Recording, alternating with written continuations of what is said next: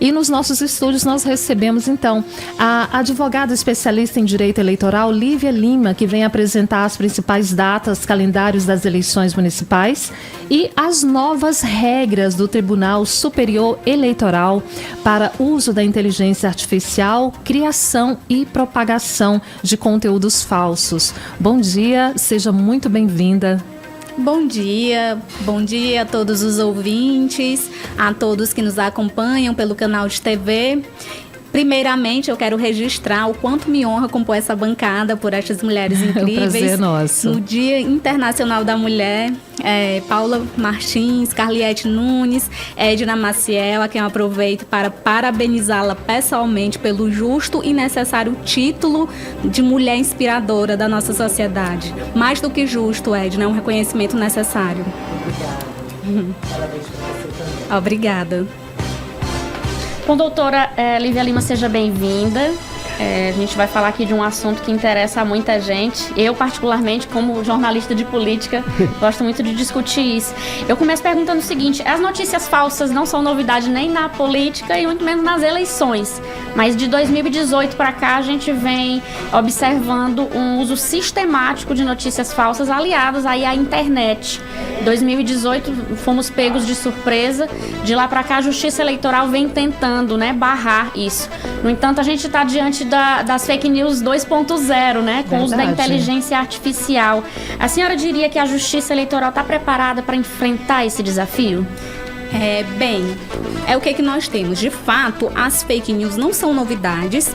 A Justiça Eleitoral, ela teve que lidar nos últimos anos com essa desinformação, não somente em relação aos atores do processo eleitoral. A Justiça Eleitoral foi surpreendida com fake news relacionada à própria sistemática desta justiça especializada, que é bastante organizada, tem aí as suas tecnologias. Então, foi um momento em que os ministros se viram obrigados a fazer realmente um processo de combate fortíssimo à desinformação.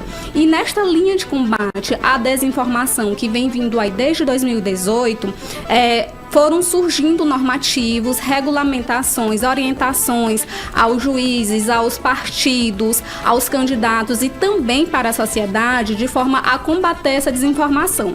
Neste ano de 2024, como o próprio ministro Alexandre de Moraes comentou, estas fake news estão anabolizadas pela inteligência artificial. Eu não diria que estamos preparados, porque na verdade será um desafio, O ministro Barroso comentou que nós teremos que conviver com esta realidade. É uma coisa que vai acontecer, que é inerente a gente querer ou não.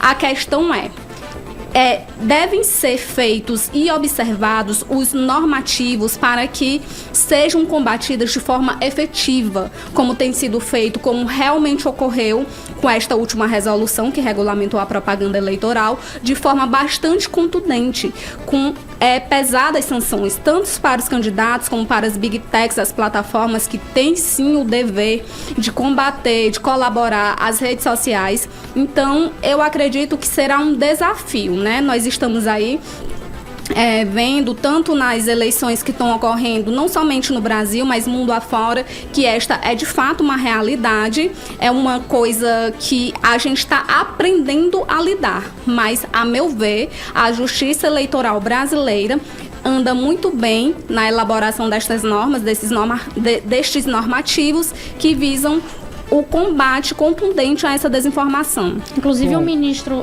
Alexandre de Moraes, presidente do TCE, comentou que essa é a legislação mais moderna no que diz respeito ao uso de inteligência artificial em eleições. E só para as pessoas ficarem cientes dos itens que foram legislados agora pela Justiça Eleitoral, o primeiro deles diz respeito à proibição de deepfake. Gente, eu não sei se vocês já tiveram oportunidade de ver, mas uma vez um colega pegou uma foto minha e aplicou lá algum aplicativo e mostrou eu cantando uma música.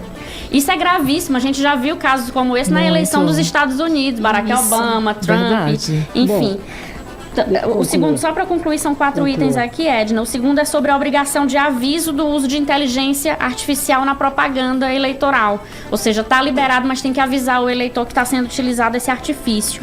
O outro é a restrição do emprego de robôs para intermediar contato com o eleitor. Por exemplo, não pode colocar um robozinho conversando, batendo um papo com o eleitor durante a propaganda. E o terceiro, e esse eu acho importantíssimo, a gente só fica na dúvida se vai realmente ser efetivado, é a proibição das Big Tech, a responsabilização, das Big Techs com relação ao conteúdo falso. A lei diz agora que eles devem retirar do ar imediatamente. A gente só espera que, de fato, isso possa ser feito. Primeiro que a gente sabe que a avalanche de informação que todos os dias são publicadas nas redes sociais, às vezes é humanamente impossível. Segundo, porque a gente também sabe que as Big Techs não têm o menor interesse em barrar esse tipo de conteúdo, porque ele, infelizmente, engaja. Isso. E outra coisa, falou em engajamento, falou em dinheiro, falou em retorno, fica já complicado até. Mas o que eu queria colocar, diante do que até do que a Carliette bem informou e impôs, e diante do que a doutora disse, é que é a rapidez da tecnologia, e aí a doutora falou em desafio, e eu acho um mega desafio. É um avanço, né? É muito bom, mas é um mega desafio, porque se antes das altas tecnologias, se antes da inteligência artificial, os juristas, os advogados, os ministros, as autoridades, enfim, tinham dificuldade em barrar o que já acontecia, o que já era fake news, não, só que sem a utilização da tecnologia, e punir, porque a gente não vê a punição da forma da lei, né, para os candidatos, como a gente acompanha há anos. Alguns são punidos, a gente também já conferiu, mas é muito difícil, ou pelo menos parar. Então eu lhe pergunto, já sei que é um desafio, sei que vocês também estão ainda se acostumando e aprendendo, mas o que a doutora acha, vou chamar de você, tá? Porque é muito jovem. Perfeito. O que você acha, eu ia dizer a senhora, né? Mas o que você acha que deve ser feito, então, para que todos esses pontos sejam cumpridos? A gente está aqui falando em Big Techs, o nosso telespectador, internauta, a nossa audiência, o povo que vota nos candidatos, nos parlamentares, não sabem nem o que é isso. Então, eu acho que existe uma ignorância digital, e aqui ignorância, gente, não é da forma negativa, tá? Eu acho que todos nós temos algum nível de ignorância digital. Não, quando você usa várias expressões da tecnologia, muitas vezes eu vou buscar, vou perguntar a um colega, vou no Google, vou no especialista, ligo. Então, eu queria primeiro que, se vocês também se preocupam com quem vota nas pessoas que estão fazendo uso errado das altas tecnologias. O que a doutora acha disso? Porque o povão mesmo, a massa, não sabe nem o que está acontecendo ainda, acha até engraçado o que acaba sendo atropelado, né, pela tecnologia, acreditando naquilo ali. Exato. Deixa eu só esclarecer, desculpe, doutora, antes da gente voltar para a senhora. Gente, deepfake é quando você pega uma imagem de uma pessoa e coloca como se ela estivesse falando alguma coisa que ela não diz. Dublagem, é uma dublagem. Verdade. A expressão facial. Faz uma montagem, enfim, perfeita ali. Fica perfeito. Quase que engana. Ou ela fazendo um discurso que ela não fez, ou cantando, no caso... Isso é engraçado porque aconteceu com a Carliette. Foi uma música. Eu quero ver, aconteceu com ela. Tá bom. Agora, no caso das eleições, no caso de propaganda eleitoral, gente, aí é muito grave. Sim. Exato. E as sanções, se a doutora puder falar? Perfeito. Bem, a Justiça Eleitoral, neste momento, ela se preocupou em regulamentar e trazer sanções para aqueles atores principais do processo eleitoral. Sim. Os partidos, os candidatos, e também sanções às Big Techs, às plataformas, com a responsabilidade solidária, se não retirar a tempo e modo aquele conteúdo inverídico. Agora, a questão, Edna, e eu concordo com você, é exatamente na educação da população, do eleitor, porque às vezes o próprio eleitor faz uma montagem, faz uma deepfake. Hoje é muito fácil fazer, a gente fala, parece um nome muito difícil, mas hoje existem aplicativos que facilmente elaboram, utilizam ali artifícios de vídeo, manipulam uma voz. Qualquer celular, infelizmente. É muito simples de fazer. A Carliette é própria prova aí de que Eu fiquei assustadíssima. Isso não é uma coisa Grave. tão difícil de fazer. Na verdade, é bastante acessível. Então, o que a gente tem é a regulamentação do uso da inteligência artificial voltada para os candidatos e partidos, com a obrigação de que eles informem à população, aos eleitores, de que uma eventual propaganda foi produzida com conteúdo, teve uma manipulação, e vedando expressamente outros artifícios, que é o uso de chatbots, avatares e a deepfake. Estes estão expressamente proibidos. Os demais podem ser utilizados desde que informados com transparência, né? Agora, eu concordo que o desafio cabe justamente na questão de educar a população, de mostrar a gravidade, a lesividade desse tipo de conduta para o nosso processo democrático. Recentemente, não sei se vocês acompanharam, mas os próprios eleitores fizeram uma montagem do presidente Donald Trump, do pretenso presidente, do candidato, pretenso candidato, em que ele estava cercado por pessoas negras. E era uma imagem super realista. Eles estavam abraçados ali, sorridentes. Sim. E esta imagem circulou com a seguinte mensagem: o candidato Donald Trump tem aí amplo e restrito apoio da população negra. E aí depois se descobriu que, na verdade, foi uma montagem e que essa imagem, esse encontro jamais existiu. Teria acontecido. Certo? Então, esse tipo de conduta, de artifício que é feito para manipular o pensamento dos demais eleitores, das pessoas, ou então colocá-las em situações constrangedoras, como aconteceu também com o candidato à presidência da Argentina, em que ele foi colocado numa situação de imagem e vídeo, utilizando substâncias entorpecentes ilícitas, e isso maculou bastante a sua imagem, a sua corrida à campanha presidencial. Então, essas são as questões que nós vamos ter que lidar, né? Não somente em relação aos candidatos. Os candidatos têm... a Justiça Eleitoral começou com essa punição voltada especificamente para os candidatos, para as big techs, para as plataformas, redes sociais, mas nós precisamos contar com o apoio também da população. E com relação a essas duas utilizações aí de deepfake, tanto do ex-presidente Donald Trump e Milley, doutora, tem duas questões interessantes. Por exemplo, hoje provavelmente muitas pessoas nos respectivos países ainda acham que a imagem é verdadeira. Com certeza. É fato. Ainda. E quem dissemina fake news, a estratégia é muito simples. É você conseguir reverberar aquela informação antes que você apague e seja proibido. Depois que alguém venha contestar, isso, já rodou o mundo. Já rodou o mundo. E mesmo que a Justiça Eleitoral chegue rápido e as big techs, que aí para explicar para as pessoas que nada mais é do que as plataformas de rede social, possam agir com rapidez para tirar, isso aí já ganhou o mundo. Exato. E uma parcela significativa da população que está propensa a acreditar naquela fake news vai acreditar, independente de ter sido proibido depois ou não. É só o eleitor pensar como a gente utilizava antes, até que você prove o contrário, né? Desde que uma foto minha apareça dizendo que eu cometi um delito, a jornalista Edna Maciel cometeu uma violência contra a colega Carliette, numa montagem, até que seja desfeito isso, já rodou. E mesmo que seja desfeito, já tem pesquisa, muitas pesquisas que mostram que o que engaja são as informações das negativas. Exatamente. As pessoas são muito mais propensas a compartilhar, comentar, se engajar mesmo numa notícia, quando ela diz respeito a algo negativo, surpreendente, a violência, o tosco, o crime, isso engaja muito mais. Eu tenho um colega que diz que ele não grava áudio de WhatsApp, ele não manda áudio porque ele tem medo de ser dizem que você 5 segundos, né? Sim. De um áudio seu, alguém manipula e já coloca você pra cantar a música dos Beatles, então fazer um discurso racista.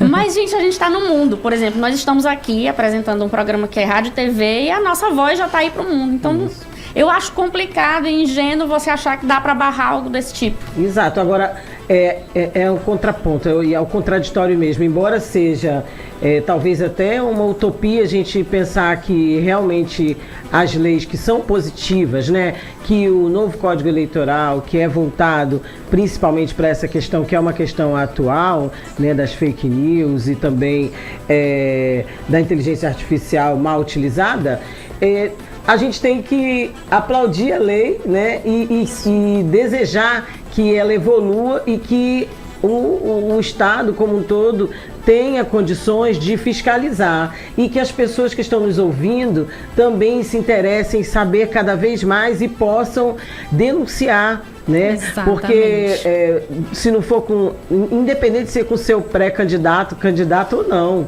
né? A pessoa está lhe enganando. Então, se você perceber, souber, você tem que denunciar. E aí eu lhe pergunto, qual as formas de denúncia nesse caso e quais são as sanções, para ser bem prático para a nossa audiência. Se você ver, perceber, ou souber mesmo, ou ter certeza que alguém fez uma montagem e mesmo que já tenha passado, né, aquele dia, que não seja na época, que seja na época da campanha, mas já tenha passado, por exemplo, como agir, doutora? Perfeito. O controle social é imprescindível, né? Nesse caso, a população, ela pode e deve colaborar na identificação dessa desinformação feita através de fake news, inteligência artificial, deepfakes, através da denúncia aos próprios aplicativos que estão ali veiculando a informação, porque geralmente essa informação é veiculada via WhatsApp, via Instagram, esses aplicativos de internet.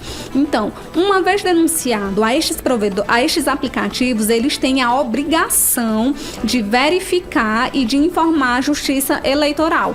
Também pode ser feito através de denúncia direta ao Ministério Público Eleitoral, através de representações por advogados, pelos próprios candidatos também, né? E aí, o que foi que a Justiça Eleitoral também previu, já a partir destas denúncias?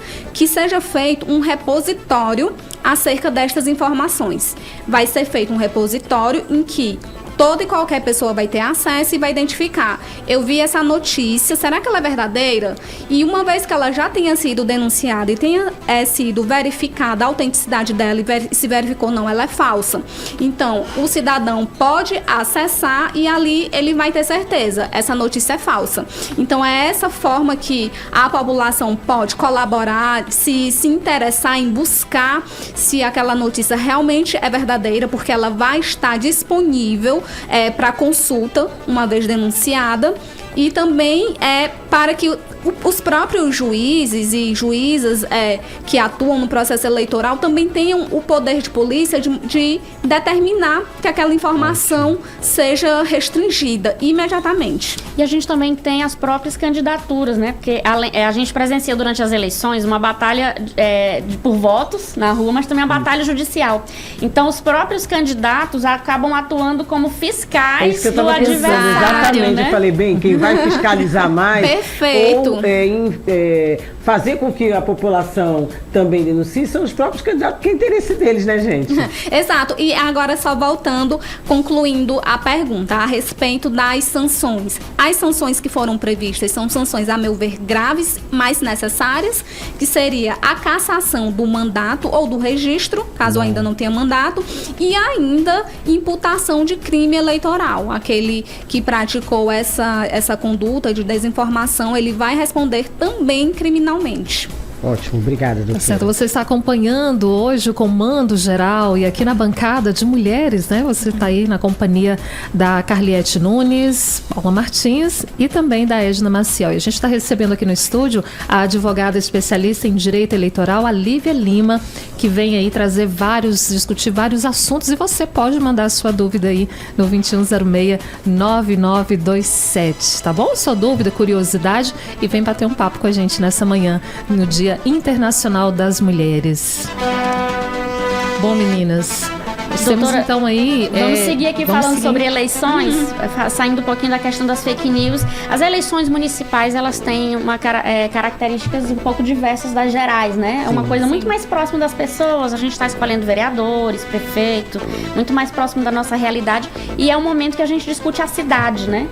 Os problemas imediatos que a população passa. Queria que você falasse um pouquinho sobre o papel dos advogados eleitorais nesse processo. A gente sabe que o trabalho de vocês também é muito, muito pesado, exatamente pelo que eu disse. Existe uma fiscalização muito intensa, né? Dos candidatos uns com os outros. Como é que entra o papel aí do advogado eleitoral?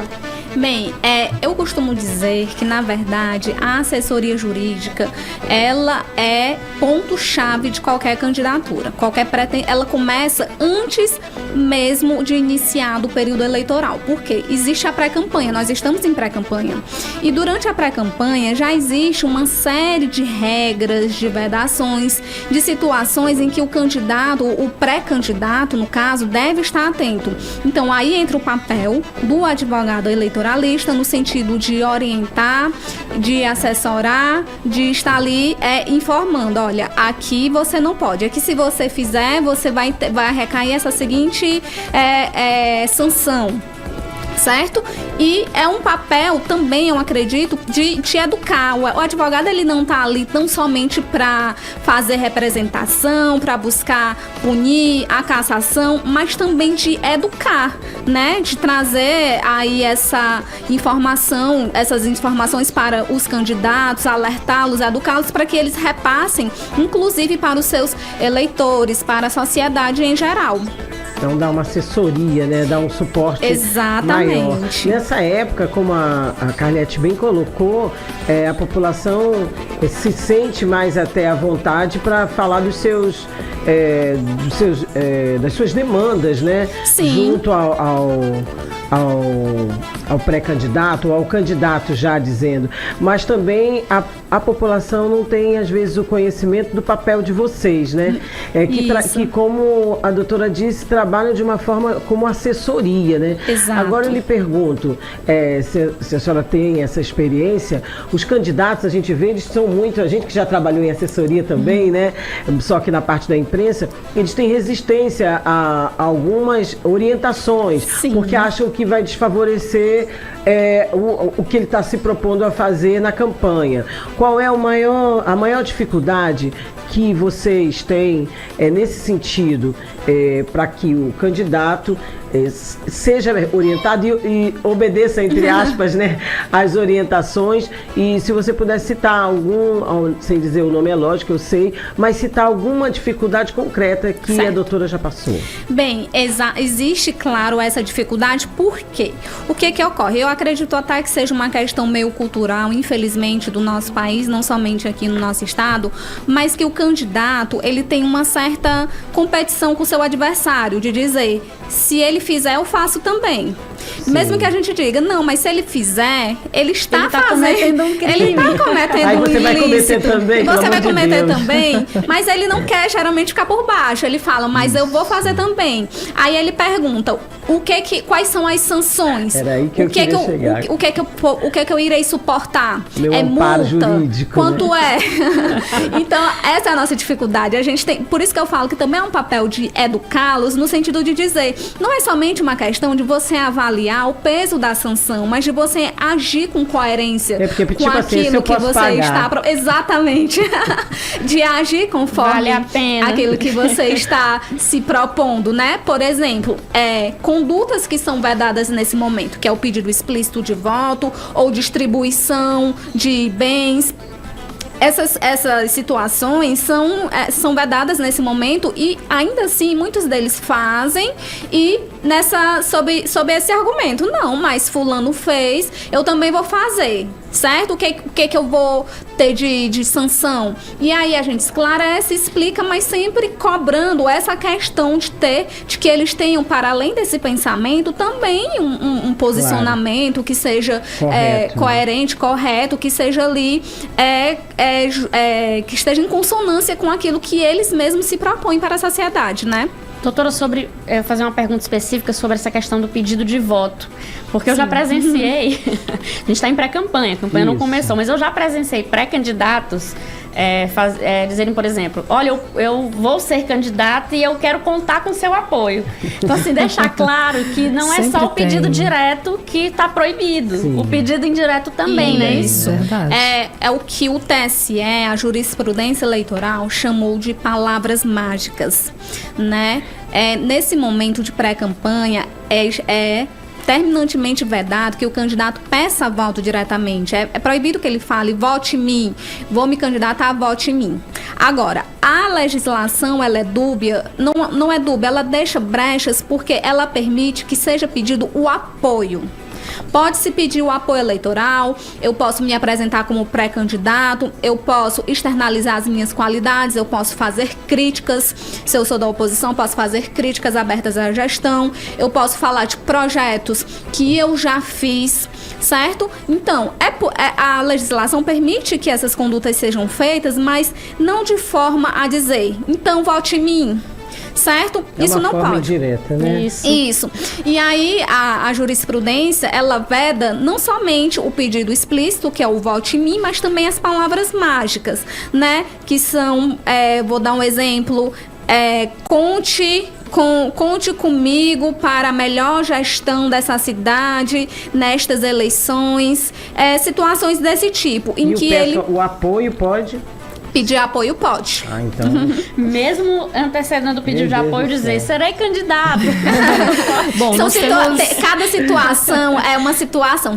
Eu sempre costumo dizer. É muito específico, né, é muito específico. Isso, cada caso é um caso subjetivo. Exatamente, é muito subjetivo. Porque vai ficar nas entrelinhas. Exato. Né? Se eu peço seu apoio e eu sou pré-candidato. É por isso que nesse ponto a assessoria jurídica é muito importante. Sim, o papel de vocês. Eu queria fazer uma perguntinha para ela. Antes, nós temos um ouvinte para falar com a gente. Não, vamos lá. A prioridade então, é o ouvinte. Bom dia para você. Alô? Alô, bom dia. Bom dia. Silvestre Leiteiro, assistindo aqui o programa e acompanhando a entrevista. Certo? Estamos falando aqui de Timon, Maranhão. 3 pontos que eu quero abordar.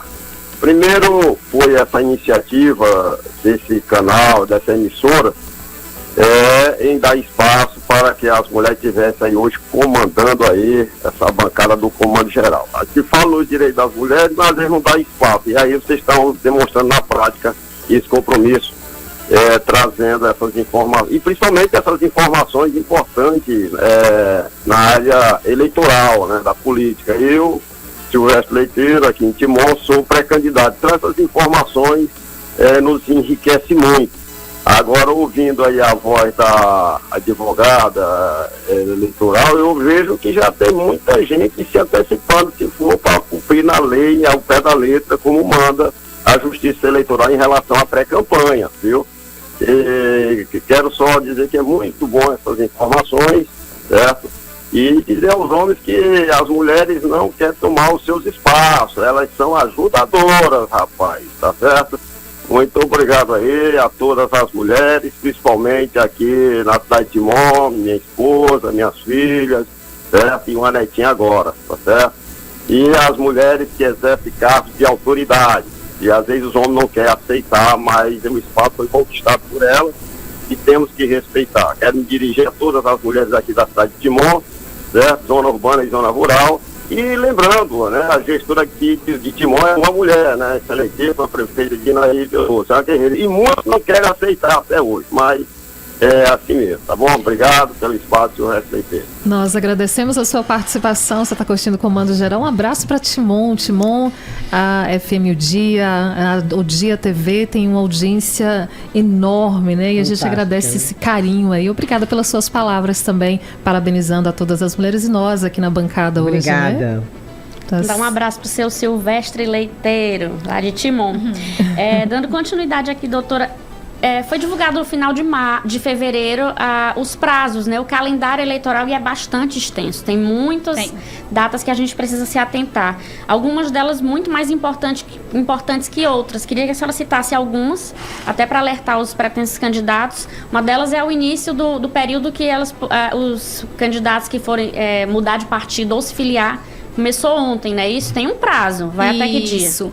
Essa é a chamada janela partidária. O prazo se iniciou ontem, no dia 7 de março, e ele se estende aí até o dia 5 de abril. É um período de 30 dias que antecedem o período de filiação. Nesse período da janela partidária, os candidatos, no caso os vereadores, eles podem mudar de partido sem que isso incorra em infidelidade partidária.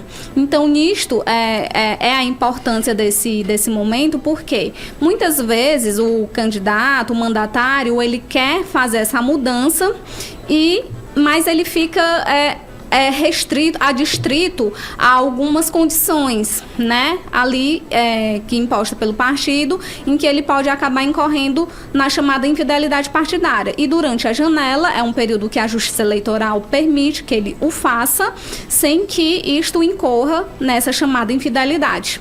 Nós também temos outros prazos importantes, tem o fechamento do cadastro eleitoral no dia 8 de maio, então é importante, aliás, até o dia 9 de maio, então é importante que as pessoas que querem regularizar o título, que façam transferência do domicílio eleitoral, que elas estejam atentas também a esses prazos, procurem ver se tem pendências, né, junto à Justiça Eleitoral, eventual multa, para que elas possam pagar, regularizar. E o período que eu considero mais importante, né, que aí é o início da propaganda eleitoral, a partir do dia 15 de agosto, em que efetivamente a gente considera que se dá início à campanha eleitoral, propriamente dita, né? Certo. Existe alguma forma dentro dessas datas, se o pré-candidato, no caso deles, né, dessas datas de janela partidária, principalmente, que a gente fala muito e observa muito, existe alguma forma de, se ele não conseguir, não cumprir uma dessas datas, dele não poder, da sanção dele não poder se candidatar, ou existem alguns casos em que ele pode recorrer e tem chance de ganhar?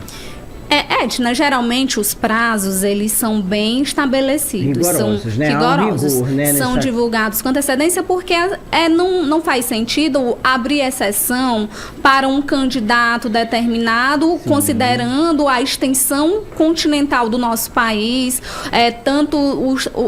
o tanto de candidatos que nós teremos nesse ano, especialmente por se tratar de uma eleição municipal. Então, a nossa recomendação se atente aos prazos, né? Porque não existe, pelo menos, né, registros de que houve uma prorrogação, uma situação. A prorrogação que nós tivemos, que na verdade não foi nem uma prorrogação, foi uma alteração, sim, no ano de 2020, mas em razão de situação superveniente, isso, né? Que é devido à Covid. Mas na história do nosso processo eleitoral brasileiro, a gente não conta com essas exceções. E eu não falo nem de exceções. O que eu perguntei é mesmo se há condições dele recorrer, entendeu?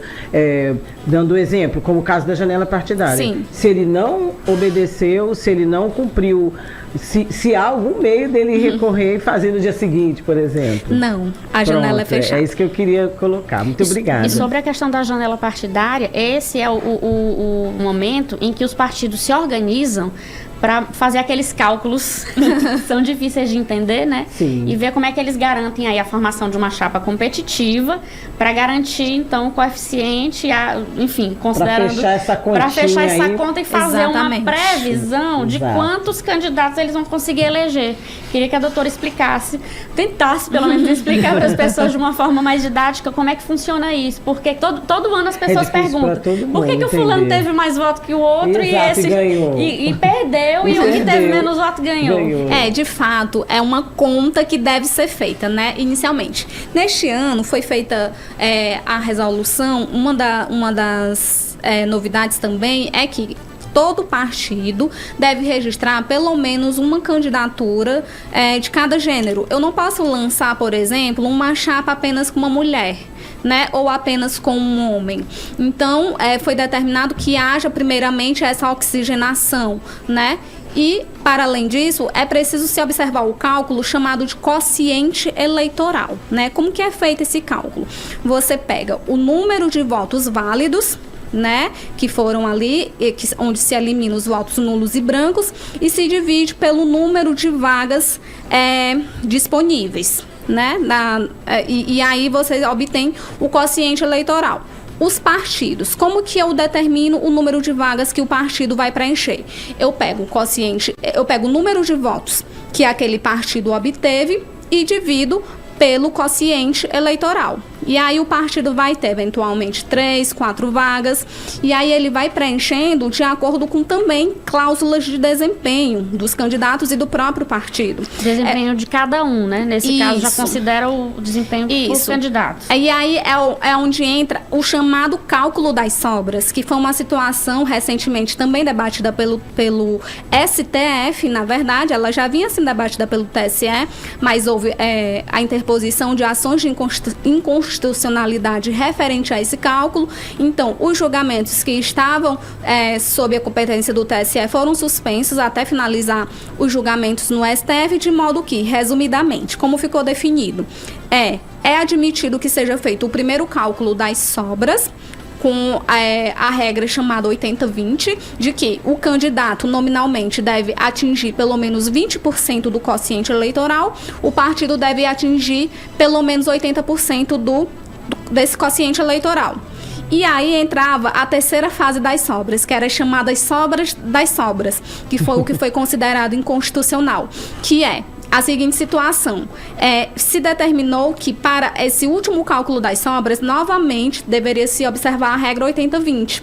Mas aí aqueles partidos com menos expressão, os menores partidos, questionaram, essa regra ela está muito restritiva. Os partidos que são menores, eles nunca vão ter, né? Dessa forma, nunca vão ter a oportunidade de concorrer às sobras. E aí, nesse sentido, foi feita realmente a votação no STF recentemente, semana passada, na mesma semana em que foram publicadas as resoluções, de modo a declarar inconstitucional essa terceira fase das chamadas sobras das sobras, de 80-20. É um cálculo um pouquinho complicado. Então, basicamente, os partidos precisam formar uma coligação forte, sim, com candidatos competitivos, sim, para que consiga, pelo menos, além de atingir o quociente, que pelo menos esses competitivos tenham um percentual razoável, que não atingir o quociente não seja resultado somente da soma dos votos, mas que tenha alguns candidatos que possam atingir esse percentual. Isso, não basta somente atingir o quociente, existe essa cláusula de desempenho também, que é individual e partidária.